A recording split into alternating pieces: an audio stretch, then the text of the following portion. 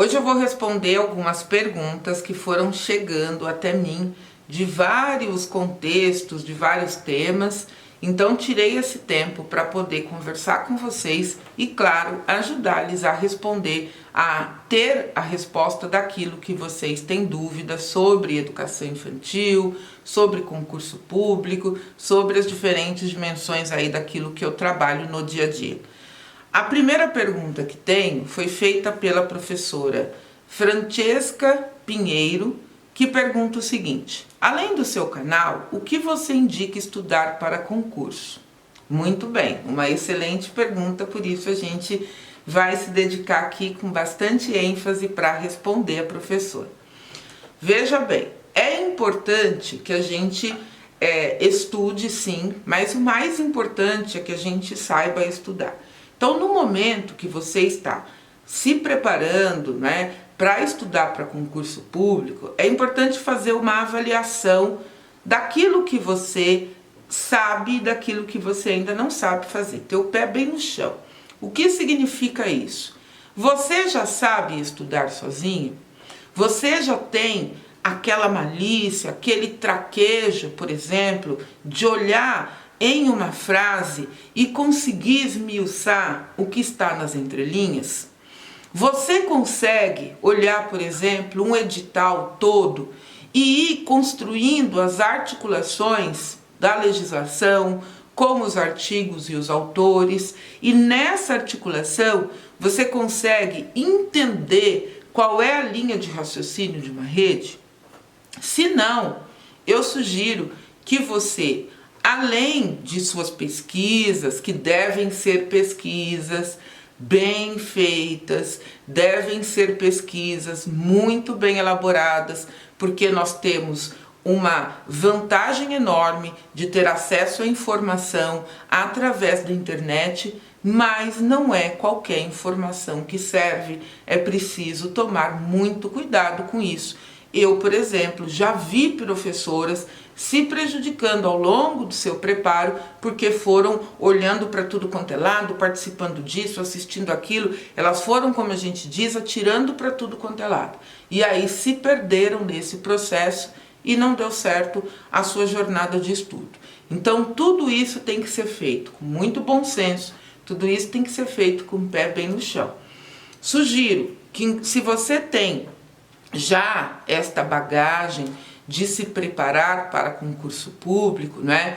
Basta que você vá fazendo sua pesquisa na internet para buscar os elementos, os temas que você tem que estudar. Se você entende depois dessa análise que ainda não tem esta maturidade, eu sugiro sim que você conte com uma assessoria de um bom curso, com um profissional bem preparado, com boa trajetória, em concurso público, conhecedor da rede que ele está te preparando para esse concurso, porque muitas vezes o profissional não conhece a rede e aí acaba fazendo uma abordagem genérica e isso faz com que você também tenha um entendimento genérico.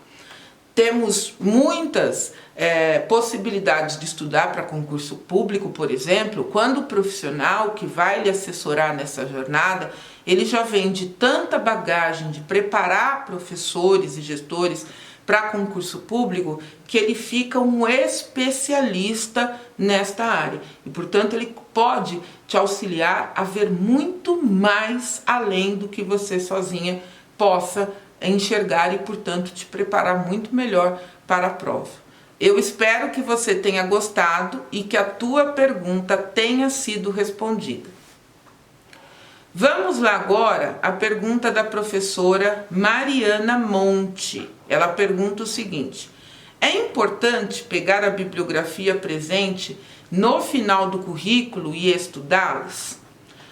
Bem, Mariana e professoras, em uma live que eu fiz há poucos dias atrás, eu mesma disse que criei este hábito, eu tenho este hábito de começar a ler um documento institucional, um livro, um artigo, sempre pela referência bibliográfica.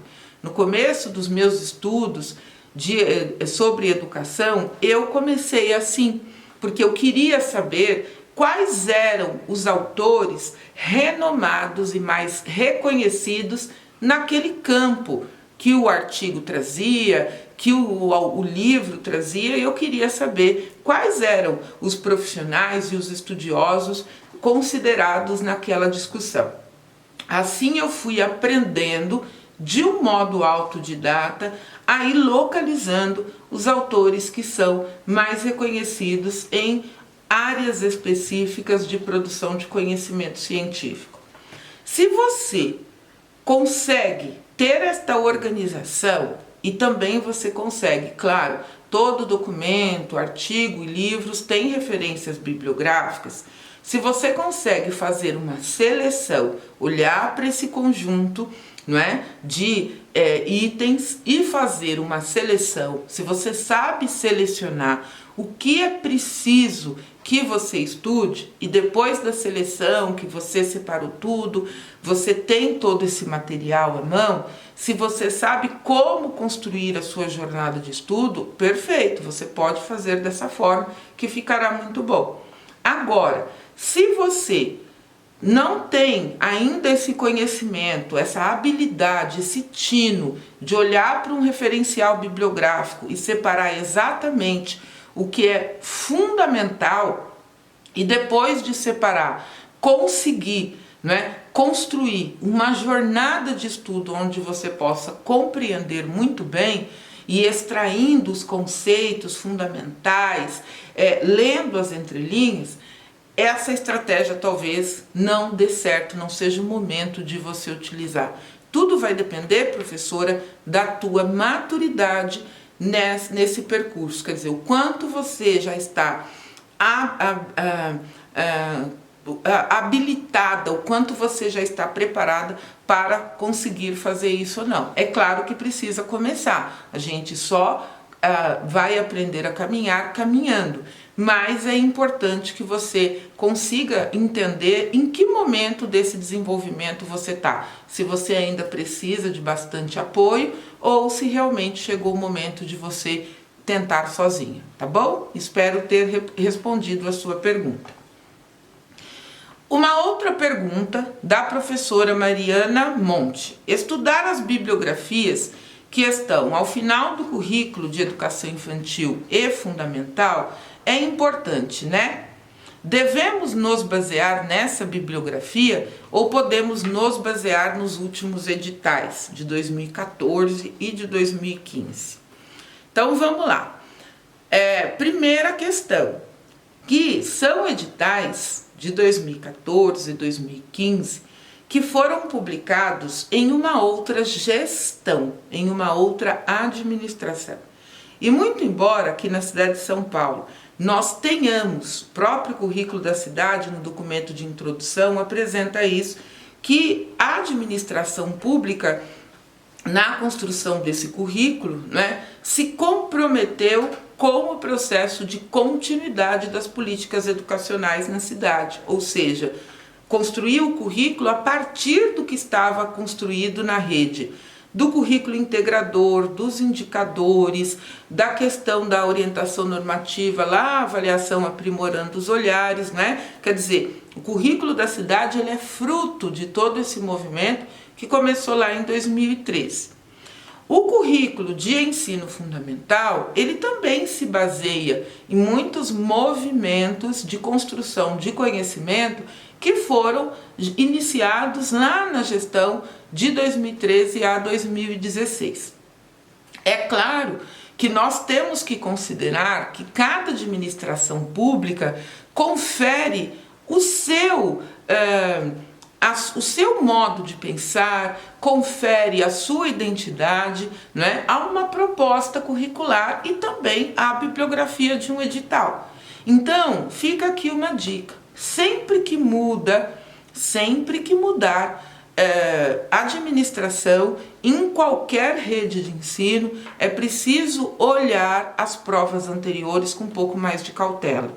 Se mantiver a administração, como aqui em São Paulo já se manteve por muitos anos, é super tranquilo você olhar para os editais, para as provas anteriores e fundamentar, assim, os seus estudos a partir delas. Agora, se houve alteração da gestão, é importante você considerar que só o estudo das provas e das referências bibliográficas dos editais passados não te ajudarão nesse percurso de preparação, tá bom? Espero ter respondido a sua pergunta. Muito bem. Uma outra questão importante que eu quero trazer para vocês aqui, né, que chega muitas perguntas a esse respeito, é pensar na articulação entre o currículo da cidade e a BNCC, Currículo de Educação Infantil e Base Nacional Comum Curricular. O currículo da cidade, como qualquer outro currículo de redes de ensino pública, né, está alinhado à BNCC, porque assim a resolução que implantou a base em 2017 apontou essa obrigatoriedade. Então, esta não é uma escolha de um ou de outro município, é uma obrigatoriedade. Os sistemas de ensino tiveram um prazo estabelecido por lei, que já se venceu, não é? De alinhar os seus currículos, se esses já existissem, ou se fosse o caso de construir novos currículos, que esses já fossem construídos alinhados à base, a partir de 2017, da publicação da resolução que institui a BNCC. Então, nós vamos considerar que o currículo da cidade está recheado de questões da BNCC. Nós vamos ver, por exemplo, no currículo da cidade nós temos matriz de saber. O que são a matriz de saber? Elas desempenham o mesmo papel que as 10 competências gerais desempenham na Base Nacional Comum Curricular. O currículo da cidade também tem como um tema inspirador a Agenda 2030 do Desenvolvimento Sustentável do Planeta. Assim também está previsto lá na Base Nacional Comum Curricular. Muito embora a cidade de São Paulo, através de seu currículo, não tenha deixado completamente explícito e não tenha trabalhado exaustivamente no currículo a questão dos campos de experiência, nós vamos encontrar sim um movimento curricular apoiado no conceito de campos de experiência no currículo da cidade de educação infantil. A mesma coisa nós vamos encontrar também com relação aos direitos de aprendizagem. Observa que o currículo da cidade de São Paulo fez foi simplesmente pegar o contexto e o conteúdo da BNCC, articulá-lo à história e ao conhecimento da rede municipal de São Paulo e produzir um currículo que dialogasse com a base, como determina a lei, e que também desse continuidade àquilo que vinha sendo construído na cidade de São Paulo. Assim nasceu o currículo de educação infantil, de ensino fundamental, de educação de jovens e adultos e de língua brasileira de sinais, tá bom? Vamos mais uma outra pergunta. O currículo da cidade, campos de experiência. Quais aproximações é possível fazer? Tanto o conceito de campos de experiência como o conceito de educação infantil, de pedagogia da infância, que está lá no currículo da cidade, eles estão fundamentados nos mesmos princípios. O princípio é que na educação infantil nós não temos um currículo disciplinar composto por áreas de conhecimento ou por componentes curriculares. A segunda questão é a não fragmentação da experiência educativa, nem tampouco a fragmentação do conhecimento. Por isso é importante entender que o currículo da cidade aponta questões relacionadas à experiência integrada dos bebês e das crianças, solicita a não fragmentação através do planejamento e vai na mesma linha de campos de experiência na BNCC.